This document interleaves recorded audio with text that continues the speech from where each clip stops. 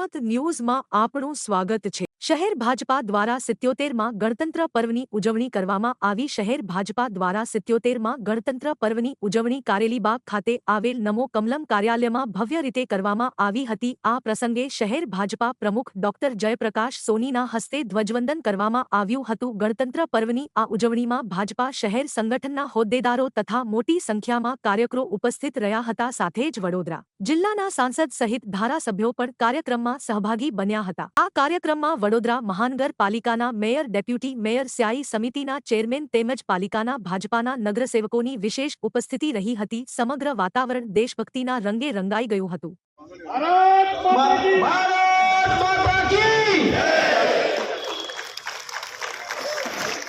फरीथी एकवार मयूर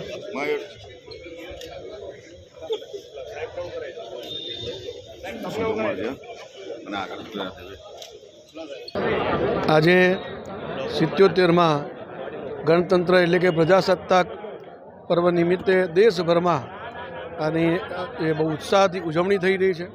Bharatiya Janata party Vadodara મહાનગર કાર્યાલય ખાતે પણ આ ગણતંત્ર દિવસની કાર્યકર્તાઓની ઉપસ્થિતિમાં ઉજવણી થઈ। ધ્વજવંદન અને પ્રાસંગિક ઉદ્બોધનનો કાર્યક્રમ આયોજિત થયો। ભારતને વિકસિત બનાવવા માટે જે અથાગ મહેનત કરી રહ્યા છે માનનીય નરેન્દ્રભાઈ મોદી સાહેબ, જે પોતાના જીવનનો ક્ષણ ક્ષણ કણ કણ દેશને સમર્પિત કરીને ભારતના નાગરિકો માટે સેવા માટે આપી રહ્યા છે અને ભારતને વિકસિત બનાવવા માટે અગ્રેસર છે। એમના આપેલા પંચપ્રણ એમની સૌને યાદ અપાઈ છે। વિકસિત ભારતનો સંકલ્પ પણ આપ્યો અને એની દિશા પણ આપી છે। આ દિશા આ પ્રણ ઉપર સૌ નાગરિકો એકજૂટ થઈને સંગઠિત થઈને કામ કરે અને ભારતને ઝડપથી વિકસિત બનાવવા માટે આગળ વધે। આ ગણતંત્ર દિવસની હું સૌને હાર્દિક શુભકામનાઓ પાઠવું છું। ધન્યવાદ। સૌના માધ્યમથી તમામ વડોદરાના અને ગુજરાતના નગરજનોને આ 77માં પ્રજાસત્તાક દિવસની હાર્દિક શુભકામનાઓ પાઠવું છું।